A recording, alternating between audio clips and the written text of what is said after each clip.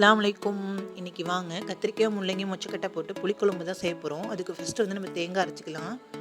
ஒரு ஜாரில் வந்து 4 சில தேங்காய் நான் கட் பண்ணி சேர்த்துக்கிறேன். மிளகு ஜீரகம் ஒவ்வொரு டேபிள் ஸ்பூன் சேர்த்துக்கிறேன்.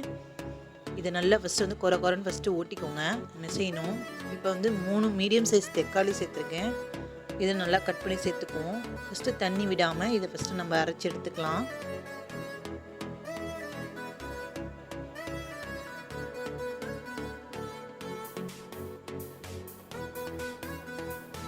இந்த குழம்பு வந்து ட்ரை பண்ணி நீங்களும் பாருங்கள், டேஸ்ட்டாக இருக்கும்.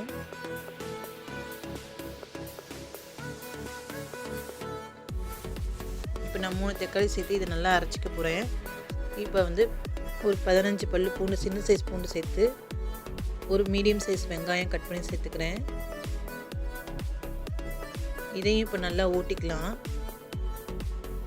இப்போ இதுக்கு ஓட்டுறதுக்கு தேவையான அளவு தண்ணி விட்டு நல்லா நைஸாக ஒரு பேஸ்டான பதத்துக்கு அரைச்சி எடுத்துக்கிட்டேன். இதே மாதிரியே நான் வந்து மொச்சக்கட்டை காலையில் வறுத்து தண்ணி விட்டு நல்லா வேக வச்சுக்கிட்டேன்.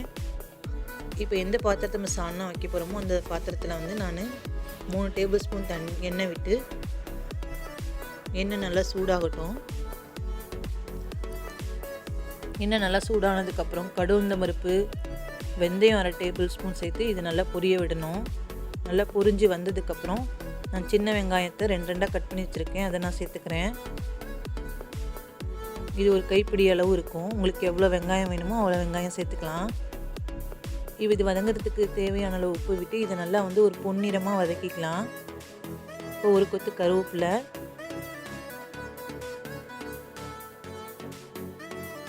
இந்த அளவுக்கு நல்லா வதங்கி வந்ததுக்கப்புறம் 1/2 டேபிள் ஸ்பூன் மிளகாய் தூள் சேர்த்துக்கோங்க. இதையும் நல்லா வதக்கிக்கணும். அந்த எண்ணெயிலே வதக்கினதுக்கப்புறம் நான் 2 மீடியம் சைஸ் தக்காளி எடுத்திருக்கேன், கட் பண்ணி நான் அதையும் இப்போ சேர்த்துக்கிறேன். இதையும் இப்போ நல்லா வதக்கிக்கணும் அந்த எண்ணெயிலே. இப்போ லைட்டாக தண்ணி விட்டு மேலே உப்பு போட்டு நல்லா வேக விட்டு மூடி விட்டு வேக விடுங்க. நான் வந்து இப்போ புளி வந்து ஒரு எலுமிச்சப்பழம் ஊற வச்சுட்டேன் முன்னாடியே. காய் வந்து கத்திரிக்காய் முள்ளங்கி அரிஞ்சு வச்சுருக்கேன் தண்ணியில் போட்டு. இப்போ மூடி போட்டு மீடியமான ஃப்ளேம் நல்லா வேக விடுங்க. தக்காளி நல்லா மெசிஞ்சு வரணும். இந்த மாதிரி நல்லா மெசிஞ்சு வர அளவுக்கு நல்லா வந்து வேக விடுங்க. இந்த அளவுக்கு எண்ணெய் பிரிஞ்சு நம்ம வந்ததுக்கப்புறம் இப்போ ஒவ்வொரு மசாலாவும் நம்ம சேர்க்க ஆரம்பிச்சிடலாம். மஞ்சள்தூள் 1/2 டேபிள் ஸ்பூன் சேர்த்துக்கணும். இந்த குழம்புக்கு வந்து ஹைலைட்டே வந்து மல்லித்தூள் தான். மல்லித்தூள் வந்து 4 டேபிள் ஸ்பூன் சேர்த்துக்கணும். அப்போ தான் சால்னாக்கு ஒரு திக்னஸ் கொடுக்கும். இதையும் நல்லா வந்து அந்த மசாலாவிலையும் நல்லா பிரட்டிக்கோங்க. இப்போ நான் ஒரு எலுமிச்சப்பழம் புளி வந்து ஊற வச்சுருக்கேன்னு அதை கரைச்சி நான் எடுத்துக்க போகிறேன். இப்போ அரைச்சி வச்ச பேஸ்ட்டில் ஒரு டேபிள் ஸ்பூன் வந்து இந்த மசாலாவை நான் சேர்த்து இதோட நல்லா மிக்ஸ் பண்ணி கலந்துக்க போகிறேன். இது வந்து நல்லா பச்சை வாசனை போகிற அளவுக்கு நல்லா வதக்கிக்கோங்க. இப்போ நம்ம வந்து கட் பண்ணி வச்ச காய்கள் எல்லாத்தையுமே எல்லாம் சேர்த்துக்கலாம். இதில்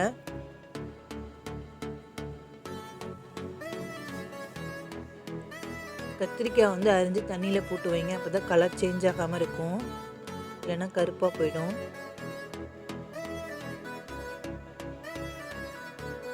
இப்போ வந்து இந்த காய்க்கு தேவையான அளவு உப்பு, கல்லுப்பு சேர்த்துருக்கேன். ஒரு 1/2 டேபிள் ஸ்பூன் கல்லுப்பு சேர்த்து இந்த காய் நல்லா மூழ்கிற அளவுக்கு தண்ணியை விட்டு என்ன செய்யணும், இந்த மசாலாவிலையும் ஃபஸ்ட்டு இந்த காயை நல்லா கிளறி விடணும்.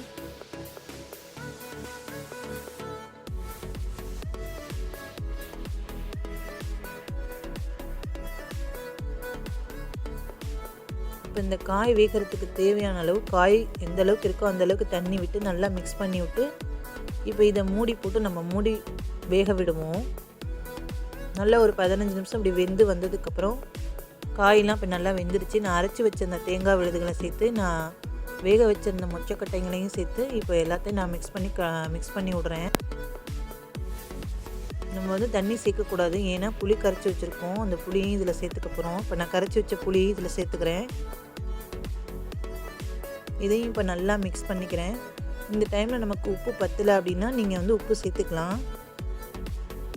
எனக்கு உப்பு பத்தலை, அதனால் நான் உப்பு சேர்த்துக்கிறேன். இது இப்போ நல்லா இந்த தேங்காவோட பச்சை வாசனை போகிற அளவுக்கு நல்லா கொதிக்க விடணும். இந்த அளவுக்கு நல்லா கொதிக்கிற அளவுக்கு மீடியமான ஃப்ளேமில் வச்சு நல்லா கொதிக்க விடுங்க. இந்த சால்னா சாப்பாட்டுக்கு, கோதுமை தோசைக்கு எல்லாத்துக்குமே செம்ம டேஸ்ட்டாக இருக்கும். நீங்களும் வீட்டில் ட்ரை பண்ணி பார்த்துட்டு எனக்கு கமெண்ட் பண்ணுங்கள். என் வீடியோவை ஸ்கிப் பண்ணாமல் போடுங்க. நான் போடுற எல்லா வீடியோவும் பார்க்கணுன்னா பெல் ஐக்கானை கிளிக் பண்ணுங்கள். பாய்.